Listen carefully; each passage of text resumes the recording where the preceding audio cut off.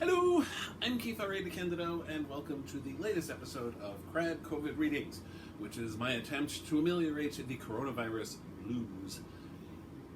This latest reading I'm going to be doing is one of the stories I wrote for Without a License. Without a License is a collection of my short fiction that came out in 2015, and one of the hard times I had was narrowing down which of the stories in the Dragon Precinct universe to reprint. I also had the same problem with the Cassie Zukov universe, and my solution was to not pick one of them, but instead write a new one. So one of the added value of Without a License is that it's got a Dragon Precinct story and a Cassie Zukov story that don't appear anywhere else.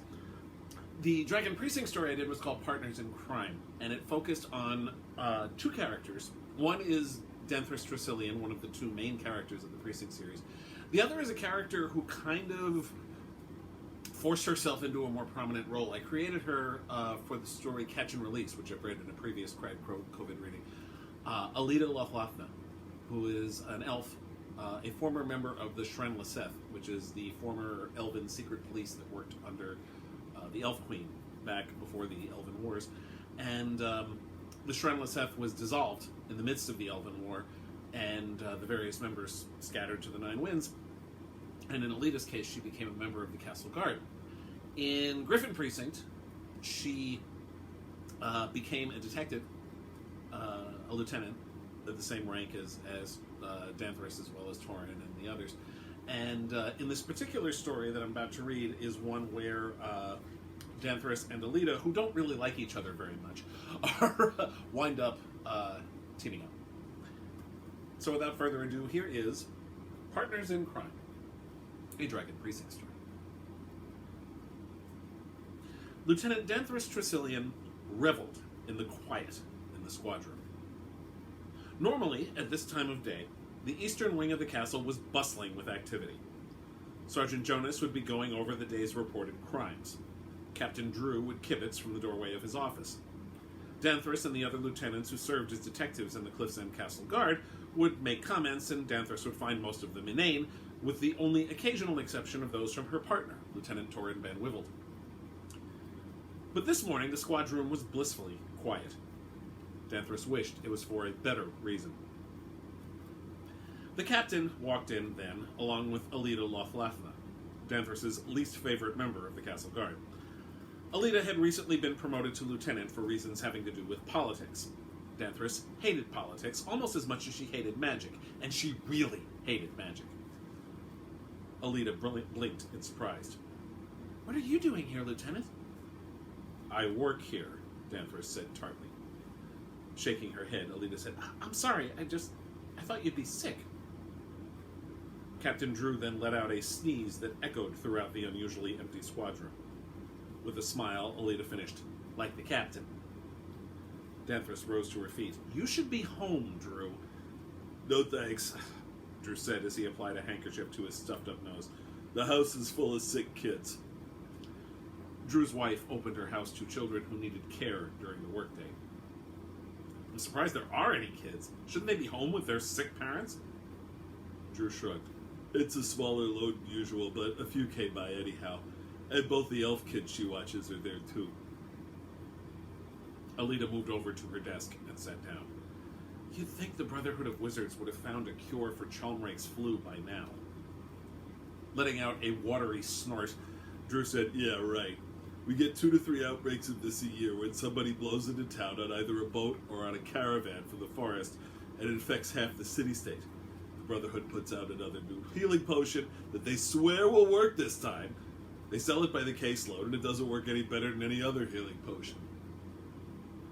"Sometimes," Danthris said, "I think the Brotherhood deliberately doesn't find a cure because they make so much coin on the new potions." "The good news," Drew said as he slowly walked toward his office, "is that there ain't much by way of crime, since most of the humans, dwarves, and halflings are sick. Whole city-state had shut down if the gnomes and elves weren't immune." Alida was sorting through some scrolls on her desk, and apparently half-breeds as well. "What was that?" Danthris asked tartly. "I'm merely surprised that someone with as much human blood as you did not succumb to the flu is all." Sorry to disappoint you, but I have enough elf blood to keep me well. Suddenly, Danthris got a whiff of an awful stench, like rotten eggs mixed with meat that had been left out in the sun. "Excuse me," came a voice from behind her. Turning, Danthris saw a gnome wearing a filthy outfit standing in the doorway. After a moment, she recognized him as one of Orvag's assistants in the body shop, the cave in the forest of Nimvale on the outskirts of Cliffsend, where unclaimed bodies were disposed of by fire. "Orvag sent me," the gnome said, "and he said to bring back a detective, since there's something funny about a body." Drew nodded. "Okay, fine, you two go." Danthris shot her captain a look. "Us two?" "It's a body," Drew said firmly. "The policy's always been that 2 detectives investigate when it's a dead body." Danthris rolled her eyes.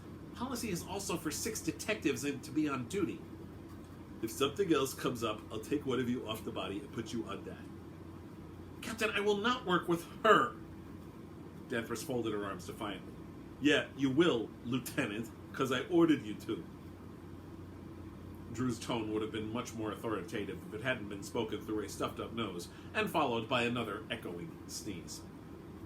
"You do know what she is, yes?" Danthris asked. Now Alita stood up. "Excuse me." Danthris ignored her, continuing to stare intently at Drew. "She's Shrenlith Lyseth. She used to travel the countryside looking for half-breeds just like me and executing them in the name of the Elf Queen." "No, she isn't," Drew said simply. Now Danthris laughed derisively. "Excuse me? Have you seen the tattoo on her neck? You asked me what she is. What you just said is what she was. What she is a lieutenant in the Cliffs End Castle Guard, saves you.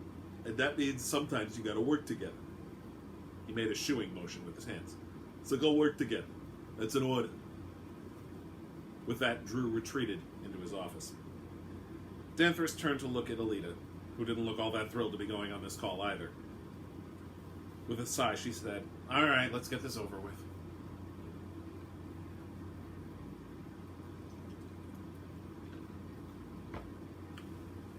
Alita was nauseated by the smell as they approached the body shop. She had been hoping that exposure to the gnome would help prepare her for it, but it was as nothing compared to the overwhelming stench of decay as they came within sight of the cave. Breathing through her mouth, Alita followed the gnome and Lieutenant Tresillian into the cave. She let the half-breed go first, only because she would not, under any circumstances, turn her back on her. A fat dwarf greeted them. Like his gnome assistant, he was wearing grime-covered overalls. The heat of the fire at the far end of the cave was enough to make it unbearably hot in her standard-issue leather armor, though at least the heat was a distraction from the horrid smell. There were 50 pallets around the cave, all occupied by dead bodies. Without preamble, the half-breed said, "How is it you're not sick, Orvag?" Pfft. The dwarf waved the poker he was carrying around. "I've been exposed to every illness in Flingaria. Never been sick a day in my life, eh?" "Yes," Alita said, "but this is a disease created by a wizard." Again, Orvag said, "Pfft. Makes me no matter. Anyhow, I have something for you, eh?" Tresillian said, "I haven't seen this many bodies piled up in here since we had all those bliss overdoses. What happened?" Orvag shrugged. "Not everyone in Cliffsend has my constitution, eh? These people all died of the Chalmrick's flu. All people from Goblin and Mermaid." Alita nodded in understanding. Goblin Precinct covered the slums of Cliffsend, and Mermaid Precinct covered the docks. It was where the poorest people lived, and they were the ones most likely to die of any illness. Wandering over to one pallet, Orvag pointed at the body on it. "Except for this one, eh?" Alita followed Orvag to the pallet to discover that the body had the distinctive cheekbones and tapered ears of an elf. "He can't have died of the flu," Alita said. This prompted a derisive snort from the half-breed. "Oh, brilliant deduction, detective. It's no wonder they promoted you. Where was he found, Orvag?"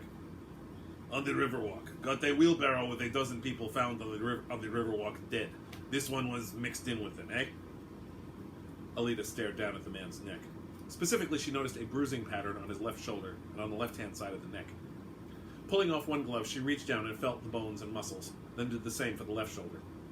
The bumps and shards she felt under the skin confirmed what her eyes told her was likely to be the case. Then she looked up. Whoever this man is, I know who his murderer is. Or, rather, what his murderer is. Tressilian frowned. What do you mean? This man was killed by a technique that breaks the shoulder and the neck in a manner that is very painful for an instant before the person dies. The killer in this case was left-handed, since the attack is always from behind and was on the victim's left side. Alita took a breath. The technique is called Shanshura. The half-breed nodded. The quick and painful death. It's a Shranaliseth technique. Orvag frowned. What, the old elven special forces crazies? One of them's in Cliff's End? Tugging the collar of her armor to expose the tattoo on her neck, which contained the character in Ratelvish that signified the Shranaliseth, Alita said, actually, there are 3 that I'm aware of, and perhaps now there's another. Smiling sweetly, Tressilian said, well, unless you killed this man. Alita didn't even dignify that with a reply. The half-breed then looked at Orvag. Did you find anything on him that might give us a clue who he is? Orvag waddled over to a table and grabbed a very distinctive key, one Alita recognized right away, and a bracelet, which she didn't. Just these. Very nice key, eh? And I think the bracelet is gold. I know where the key is from, Alita said. There's a boarding house on the Riverwalk that caters to elves. I stayed there when I first came to Cliff's End. The locks are special ones they brought over from home. All right, we'll start there. Orvag, have the body sent to Benin in the castle, Tressilian said, referring to the mage on loan from the Brotherhood of Wizards, who served as the castle guard's magical examiner. He would keep the body from decaying with a stasis spell until the investigation was complete.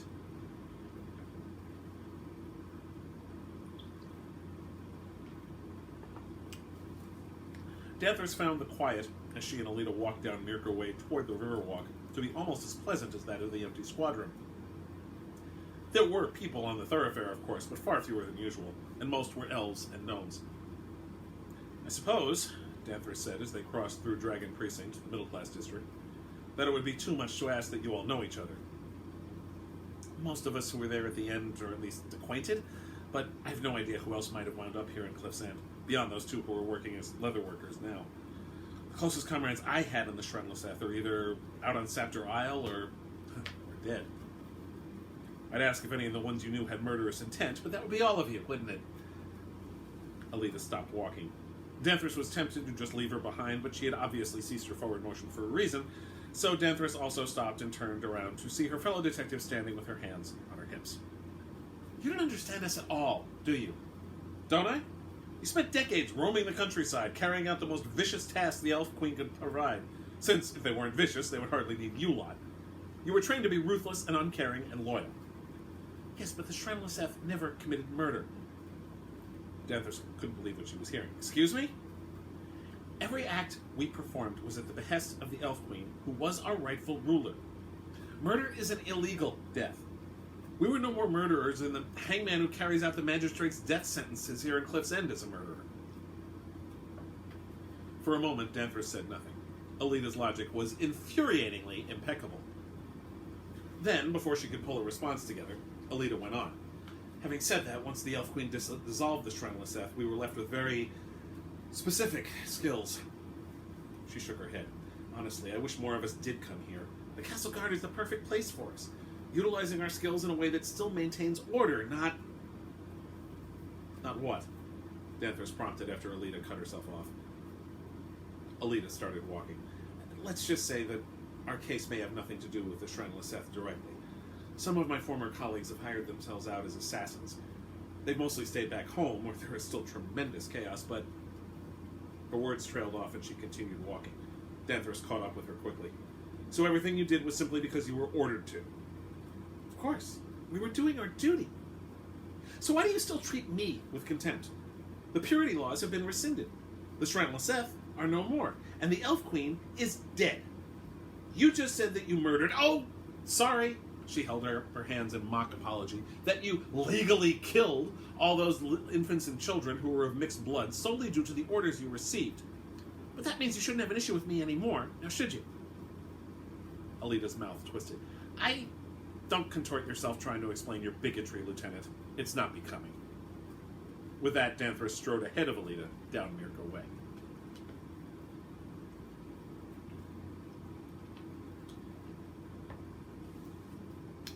The boarding house was a 4-story structure on the western end of the Riverwalk. providing a view of the Garraman Sea as well as the docks. Danvers suspected that it was a lovely place to live, but she didn't care enough to ask Alida about it. The owners were an older elven couple who greeted both detectives with a smile. Since Alida actually knew them, Danvers hung back and let the other detective take the lead. "Alida!" the woman said, her arms opening wide. She was wearing several necklaces and rings, so the action made the jewelry around her neck jangle. "So good to see you! And look at you, a lieutenant now!" "Shariah, Anthlon, it's good to see you both, but I'm afraid that Lieutenant Tresillian and I are here on business." Danvers couldn't help but smile at Alida's transparency. Rather than lower herself to actually introduce Danvers to them, she's just said each person's name out loud so they all knew who everyone else was. "Oh dear," Anthlon said. "What is it?" Alida produced the key. "We found this on a dead body." Shariah put her hands to her mouth. "That's room 7. Anthlon shook his head. "Feleth." Danvers asked, "And who is Feleth?" It's Feleth Lothanthra. He's been living here for the better part of a year." Even as Anthlon explained, Shariah turned away. Danvers could hear her crying, though she tried to muffle it. "We'll need to see the room," Danvers said. "Of course," Anthlon said with a nod. "Anything you need." Shariah turned back around. "I want to see the body." Anthlon winced. "There's no need for that." Alida nodded. Anthlon is correct. It's not a very pretty sight. "Actually," Danvers said, "there is a need. We only know that the dead body had Feleth's property. It would be good to have confirmation that it really is Feleth and not, say, someone who stole his key. We can take you to the castle after we look at the room. Our magical examiner should have the body soon." At first, Alida was glaring at Danvers, but her explanation seemed to calm the elven woman as she voiced no objection. Shariah excused herself, obviously distraught. Anthlon took the lieutenants to the 3rd floor. Each level had 3 boarding rooms, and the one marked with the numeral 7 in Ratelvish was the one Anthlon opened for them. Danvers looked around and saw the usual toiletries and other items. The place was a bit disorganized, but no worse than that of any other person living alone who couldn't afford a house-cleaning service.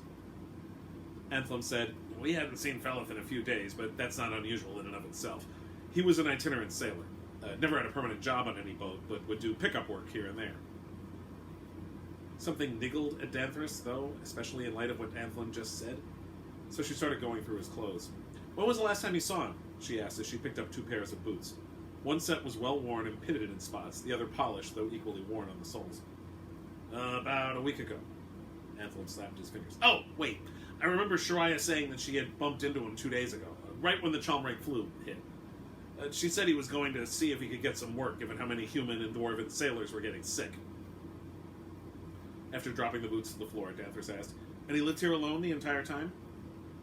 Anthlon nodded. "We charge more if a second person moves in." "And he never had any relationships that you're aware of?" "None. He would have told us. He was very honest." Danvers nodded. "Thank you. Let's take you to the castle to identify the body." A picture was starting to form, and it wasn't what she'd been expecting.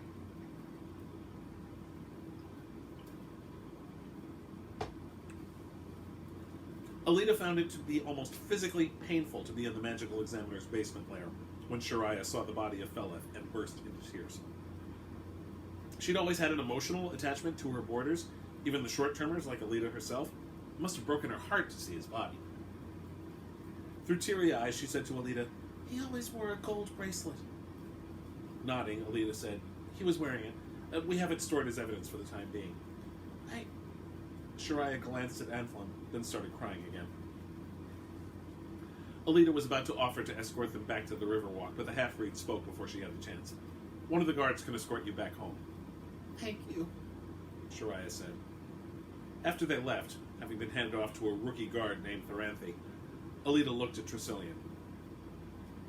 "We're short-handed as it is, and we have to go back to the docks anyhow to question the crews he worked with. Why aren't we escorting them back?" The half-breed shook her head. "We will do that, if we have to. But the first thing I need from you is a list of places a former Seth may hide. And I want to talk to the other 2 who are in town, those 2 leather workers." Alida shook her head. "What?" "Feleth's body was found near the boarding house, so it's likely that the murder occurred either in the room or close by. And Feleth did not live alone." "What makes you say that?" Shariah and Anthlon said, "Oh, I'm sure Feleth told them he was alone. because the rates would go up if he told them about his roommate. But there were 2 sets of clothes there, about half of which smelled of salt water, and the other half didn't. Plus, there were 2 sets of boots, and the set that wasn't pockmarked by salt were bigger than the pair that were. There were also 2 sets of toiletries. Well, none of that proves anything. He could have had another set of clothes that he wears on land, and 1 pair of boots could be the wrong size.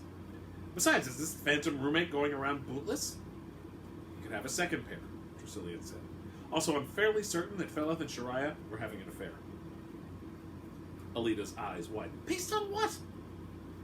One of the necklaces Shariah was wearing was an Erman pledge-led necklace. I'm not familiar with those. They're common in the South. Now Alita made a face. You mean in Sorlin? Like most half-breeds who survived to adulthood, Tresillian had lived in that foul colony to the south, which had been a refuge for fugitives from the Elfwing. Actually, I never saw one until I left Sorlin. A lot of the human lands to the south use them, particularly Treemark and Tomvale. And it's only the woman who wears a necklace. The man wears a plain gold bracelet. That brought Alita up short, like the one Feleth wore. Tresillian nodded. Then Alita shook her head. In that case, Anthlon may have been the one to hire a former Shren Laseth to kill Feleth in revenge for sleeping with his wife. He didn't seem as put out by Feleth's death as Shariah was, even accounting for Shariah's extreme reaction. That's possible. Benin came in a moment later. What are you 2 doing here? He followed that question with a sneeze. Damn it! That spell didn't work either. The half-breed smiled. Benin, I need you to go to the Riverwalk and cast a peelback on room 7 of the boarding house on the western end of the road. We're fairly certain a murder happened there within the past 2 days. Oh, very well. Perhaps the sea air will do me some good. With that, he gestured and disappeared in a flash of light. Alita blinked spots out of her eyes. Chuckling, Tresillian said, that's the fastest I've ever seen Benin go to a crime scene. And he usually saves the teleport spell for the return trip. He must be really sick. She headed for the exit. Come on, let's talk to those 2 leather workers.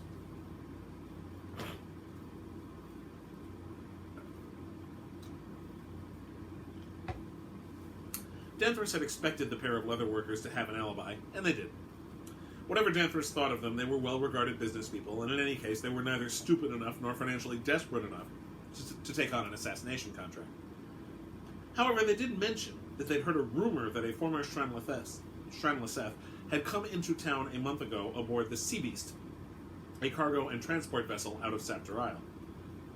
Working their way down to the docks, Danthros was pleased to see that the Sea Beast was actually in dock, having arrived the previous day from its latest journey on the Garraman. The first mate informed them that Feleth had served as a boatswain's mate on that vessel about a month or 2 ago, during which, among other things, they took some elven passengers from Saptor Isle to Cliff's End. The first mate couldn't say if any of them had neck tattoos, as he didn't interact much with the passengers. Once they disembarked, Benin met them on the Riverwalk. The body I'm holding in... He paused to sneeze. It's you! In the castle, was in fact killed in that room by another elf. He handed Alita a crystal. Upon touching it, she concentrated, and the image of an elf with the same neck tattoo as her own appeared over it. Recognize him? Danthros asked. Alita nodded. Only his face, though. We never went on any missions together. He was definitely Shren Laseth, and he was there when we were disbanded. I remember him being at the last gathering, and also at the port to sail into the Garraman a month later. Then her face lit up. Wethrin! That's his name. She turned to Danthros. We should interview Anthlon. I still think he hired Wethrin to kill Feleth. Danthros rubbed her chin. Either way, he may recognize Wethrin's face. Alita nodded and put the crystal in the pouch at her belt. Instinctively, Danthros wanted to object to her holding onto it, but she swallowed it down when she realized that there was no reason for her to feel that way. They proceeded down the Riverwalk while Benin actually cast a second teleport spell. As they walked, Danthros said, I hope we don't need Benin for anything else. That's 3 spells in a row. He'll be napping for the next 2 days at least. Anthlon was sweeping the walkway in front of the boarding house when the detectives arrived. Lieutenants, what can I do for you?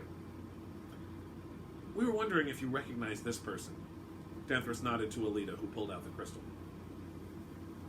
When the image of Wethrin appeared, Anthlon stared at it. Looks vaguely familiar. I think I saw him once or twice here at the boarding house. Why, is he involved with Feleth's murder? You tell us, Alita said. When you saw him at the boarding house, what was your interaction? Now Anthlon stared at Alita. I'm sorry? Like I said, I only saw him once or twice. So you didn't interact with him at all, No. Look, what's this all about? Danthorst took over. How are things here at the house? You have enough tenants? Absolutely. Seems like every day there are more elves coming into town, and we provide a place that reminds them of home. And your marriage is strong. Anthem hesitated. I don't see how that's any of your business. It's a murder investigation, Danthorst said. That makes everything our business. And we're curious as to why your wife responded so strongly to Feleth's death. Shariah is a very, very emotional woman. She cares for our clients a great deal. Alita said, as I recall, she didn't react that strongly when old Feshnor died. At Danthorst's quizzical look, she added, Feshnor was living in the boarding house when I was here. He used to bring Shariah tea every day. He was almost 300 years old, so it wasn't a surprise when he died in his sleep. But Shariah and he were very close. Yet she didn't respond with half the energy that she showed for Feleth.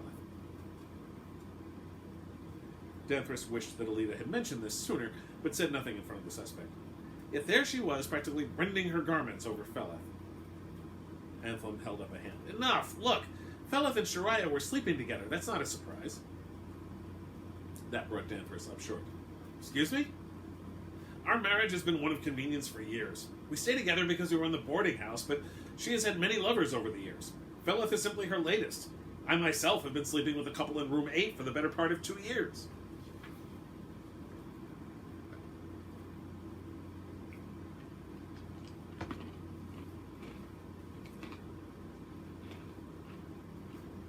Alita felt defeated.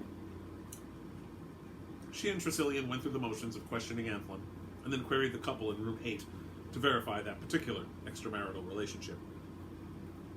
As they left the room, Alita noticed that the door to room 7 was unlocked. Anthlin locked that door when we left earlier, didn't he? He did. The pair of them immediately went to the door and stood on either side of it. Alita put her hand to the hilt of her sword, but didn't draw it yet. Since she was on the same side as the handle, she counted down from 3 to 1 and then opened it. Inside the apartment was the same face they saw over the crystal. Wethrin.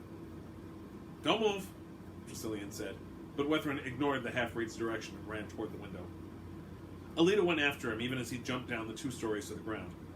When Alita reached the window, she saw Wethrin land, roll, and spring to his feet just the way all Shranliseth had been trained. Taking a deep breath, Alita unfastened her scabbard and tossed it out the window. The sword would get in the way. And just as Wethrin did, leaping out the window, landing while bending her knees with the impact and using her momentum to roll forward on her right shoulder and come up on her feet. Room 7 looked out on the seaside of the house, so Wethrin had run around the boarding house to the Riverwalk side. Alita picked up her scabbard and followed him, only to find him standing at sword's point, with Tresillian's standard-issue longsword out and pointed right at his neck. Move one muscle, the half-breed was saying, and I slice that lovely tattoo of yours open. Alita was stunned. How'd you get down here so fast? Tresillian just smiled. You two aren't the only ones with tricks. Wethrin, you're under arrest for the murder of Feleth Lothanthrin. Wethrin shook his head. It was a mercy killing. He was a fornicator and an oath breaker. Neither of those things, Tresillian said slowly, is against the law. Laughing bitterly, Wethrin said, What does the law matter? Laws change. A heroic act in war is a criminal act in peace. The only thing that matters is upholding what's right and punishing what's wrong. Alita shook her head. So you were punishing Feleth? Yes! And we're killers. It's what she made us. And so I punished him by killing him. That's what we do, after all. The immoral aren't people. They're things that must be destroyed. Like this one. That last was said with a sneering look at the half-breed. Alita started to speak, but Tresillian put a hand on her shoulder and shook her head. After a moment, she nodded in return. It was better to let him ramble and incriminate himself. When I came to Cliff's End, Feleth gave me a place to stay. I thought he was a good man. I thought he was a kind and generous man. Instead, I found out that he was fornicating with another man's wife. Worse, the wife of the man who housed him. He lied and went back on his word. He no longer had the right to live. Everyone has the right to live, Alita said, until they've been judged by the law. Now, please, Wethrin said. The Elf Queen's law was that those who fornicated outside the marriage bed had broken the law. The Elf Queen doesn't rule here. Alita actually smiled then. Laws change. The smile fell. And at least with the castle guard, I know that there will be at least some measure of justice in the law.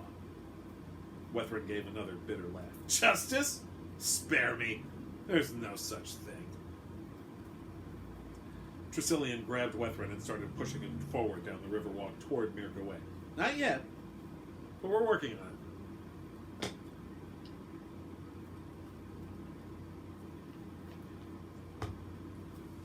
Danthras signed the scroll that contained the report on the Feleth murder.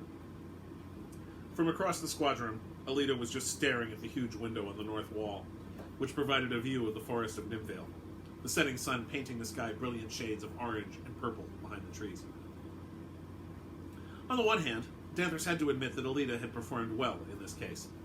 She had been promoted because she helped save the life of the king and queen, but based on what Danthras saw here, she had assets as a detective.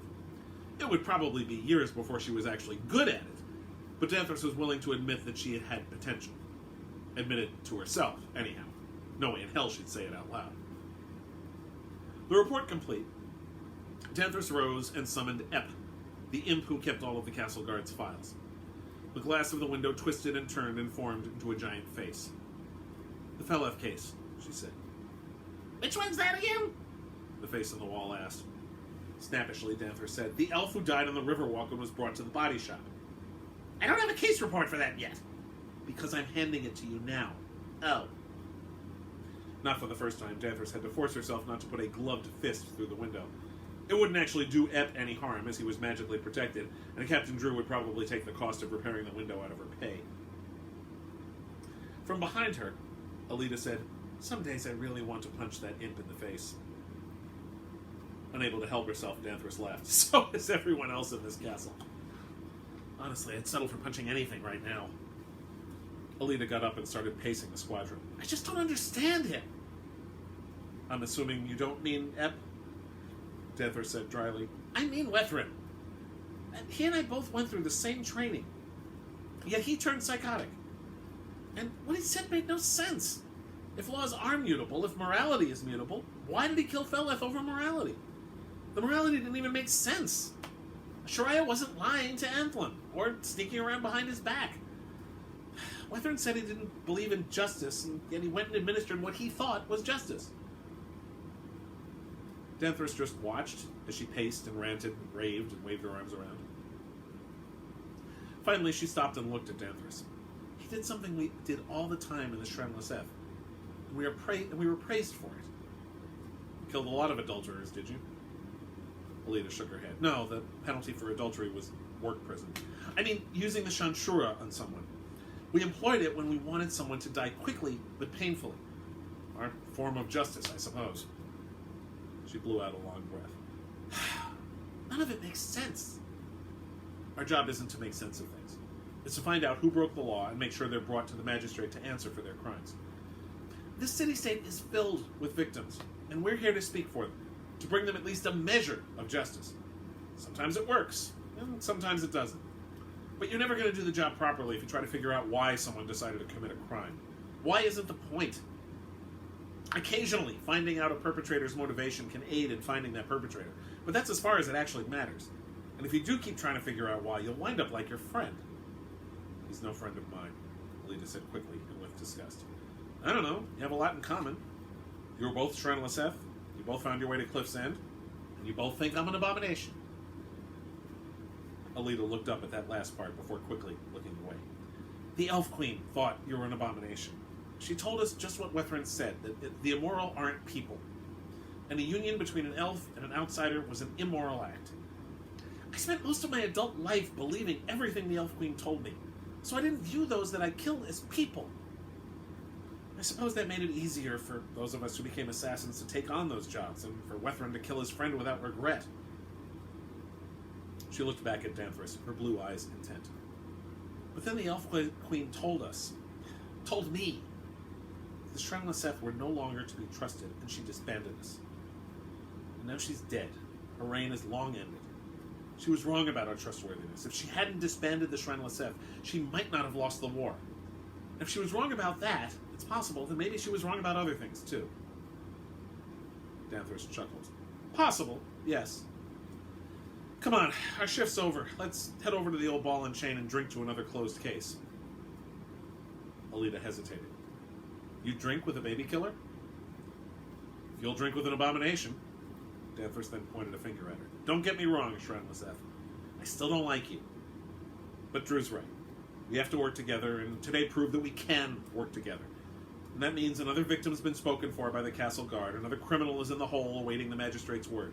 And that is something worth celebrating. Even with you. Chuckling, Alita said, I can't argue with any of that. Let's go. You can find that story in Without a License, The Fantastic Worlds of Keith R.A. DeCandido. It's available from eSpec Books, who are also the publishers of the various Precinct novels, and the short story collection Tales from Dragon Precinct, which has a lot of the stories I've done up to date. You can find them online. Dragon Precinct, Unicorn Precinct, Goblin Precinct, Griffin Precinct, Mermaid Precinct, and Tales from Dragon Precinct, and Without a License. Check them out. Check me out online at DeCandido.net. Read my blog at DeCandido.wordpress.com, and support me by going to my Patreon and pledging anywhere between $1 and $20, depending on how much stuff you want, at patreon.com/crad. There's TV and movie reviews, there's cat pictures, there's excerpts from my works in progress, there's vignettes featuring my original characters, including the Precinct characters, and also first looks at my first drafts of all my stories and chapters and things. So check that out, and please, please, please stay safe.